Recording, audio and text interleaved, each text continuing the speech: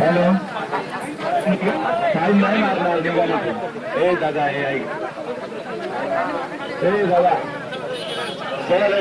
विविध भागात आंदोलन जे सुरू आहे आझाद मैदान परिसरात ज्या ठिकाणी विविध कार्यकर्ते आंदोलक जे जमलेले आहेत त्यांना आंदोलन स्थळापासून बाहेर नेण्याचा प्रयत्न करतायत. कोर्टाचे जे आदेश आहेत त्यानुसार आता ही कारवाई सुरू झालेली आहे. ही सध्याची थेट दृश्य आपण बघू शकतो की अजूनही मराठा समाजातील कार्यकर्ते हे आझाद मैदान परिसरातून हटायला तयार नाहीत आणि मुंबई पोलीस दलापुढे मोठं आव्हान उभं राहिलेलं आहे की या सगळ्या समर्थक कार्यकर्त्यांना जे मनोज जरांगेंचे समर्थक आहेत, जे मनोज जरांगे यांचे मराठा समाजातील कार्यकर्ते आंदोलक आहेत, अशा सगळ्यांना आझाद मैदान परिसरातून नेमकं बाहेर कसं काढायचं. कारण अजूनही मराठा समाजातील कार्यकर्ते मोठ्या संख्येनं आझाद मैदान परिसरात तैनात आहेत आणि पोलीसही त्यांना बाहेर काढण्याचा प्रयत्न करत आहेत. पण यांची मानसिकता नाही किंवा यांचा निर्धार आहे की जोपर्यंत त्यांच्या मागण्या मान्य होत नाहीत तोपर्यंत आझाद मैदान परिसर हे कार्यकर्ते सोडणार नाहीयेत. यांचं म्हणणं आहे की आम्ही कोणताही अडथळा ट्रॅफिकला आणू इच्छित नाही, पण अजूनही पोलीस संयमानं वागतायत. पोलिसांनी बळाचा वापर अद्याप केलेला नाही आहे, पण न्यायालयाचे स्पष्ट आदेश आहेत की दुपारी 3 वाजेपर्यंत मुंबईचे रस्ते आझाद मैदान परिसर मोकळा करा. पण अजूनही कार्यकर्ते ऐकायला तयार नाहीत. जी दुतर्फा आपण गर्दी बघू शकतो. आम्हाला कुठेही फिरण्याचा नियम आहे.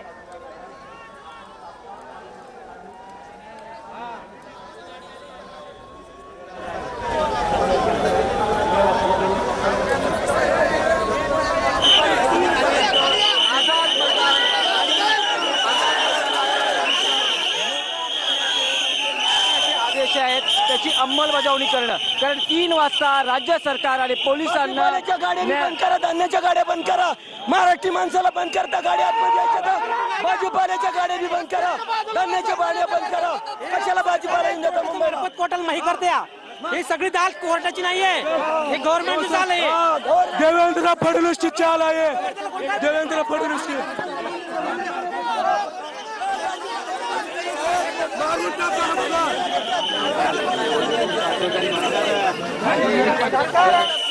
असं पोलिसांकडनं आता या आंदोलकांची समजूत काढली जात आहे. ही दृश्य आपण पाहतो आहोत. सगळा मोठा बंदोबस्त या ठिकाणी तैनात करण्यात आलाय. सगळ्या मराठा आंदोलकांची समजूत काढली जाते, त्यांना आवाहन केलं जाते या ठिकाणाहून तुमच्या गाड्या काढून घ्या.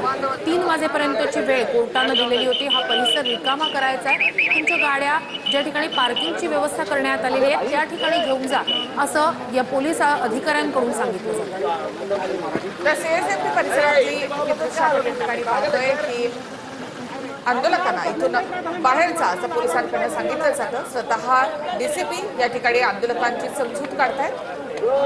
तर दुसऱ्या बाजूला आपण पोलिसांपुढे मुंबई पोलीस दलापुढे आज सगळ्यात मोठं आव्हान आहे की मोठ्या संख्येनं जमलेले मराठवाडा असेल, उत्तर महाराष्ट्र असेल, कोकण असेल, महाराष्ट्राच्या विविध भागातून हे सगळे मराठा समाजातील आंदोलक कार्यकर्ते जमलेले आहेत. एक शब्द आहे का देवेंद्र फडणवीस. एसएमटी परिसरामधली ही कारवाई आपण या ठिकाणी पाहत आहोत. तर आंदोलकांना या ठिकाणी बाजूला हवा अशा प्रकारचं आवाहन या ठिकाणी डिसिप्लिनकडनं आता केलं जात आहे. काही आंदोलक जे आहेत ते डिसिप्लिनशी या ठिकाणी चर्चा देखील करतायत. जेवणाच्या गाड्या पार्क करण्यासाठी आम्हाला जागा द्या असं त्यांचं म्हणणं आहे. बाकी आम्ही गाड्या इथून काढतो, नवी मुंबईत नेतो असं या आंदोलकांकडनं इथे सांगितलं जातं. तर सहकार्य करा असं आवाहन पोलिसांकडून करण्यात आलेलं होतं. त्यानंतर चालू आहे, ते पण प्रयत्न करतात, पोलीस प्रयत्न करतायत. हायकोर्टाचा आदेश जे आहे तो त्यांच्यापर्यंत आम्ही पोहोचवतोय. बरेचसे लोक काढतायत, काही लोक विरोध करतायत. त्यांच्यावर कारवाया आणि आयोजकांच्या माध्यमातून हे करणं चालू आहे.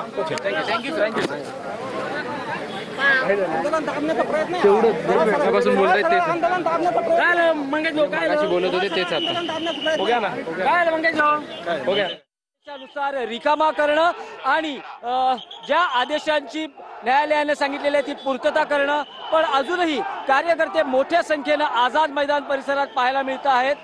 या सगळ्यांचं म्हणणं आहे की सरकार कोर्टाच्या आडून काही डाव खेळत आहे का, आणि आम्ही मराठी आहोत, आम्ही महाराष्ट्रातले आहोत आणि आम्हाला या मुंबईतून हुसकावण्याचा एक प्रकार राज्य सरकार कोर्टाच्या मार्फत करते का, असा एक संशय या निमित्तानं हे सर्व कार्यकर्ते आपल्याला व्यक्त करताना पाहायला मिळत आहेत.